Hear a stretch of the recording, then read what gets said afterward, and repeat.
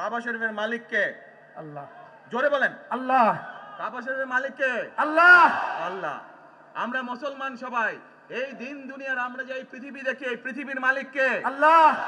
এই সূর্য নক্ষত্র যা দেখি তার মালিক কে? আল্লাহ। বেহেশতের মালিক কে? আল্লাহ। দোজখের মালিক কে? আল্লাহ। আচ্ছা দাঁড়ান, এবার আপনি বসেন এখানে। আপনারা সকলেই সাক্ষী দিলেন দোজখের মালিক আল্লাহ, বেহেশতের মালিক আল্লাহ, এই পৃথিবীর মালিক আল্লাহ, কাবার মালিক আল্লাহ। আরে ভাই, যেটার মালিক আল্লাহ সেটা কি অন্য কেউ দেওয়ার ক্ষমতা রাখে? রাখে না। তাহলে কি দাঁড়ালো? নির্বাচনের আগেই একটি দল এই দিব ওই দিব বলছে, টিকিট দিব বলছে না?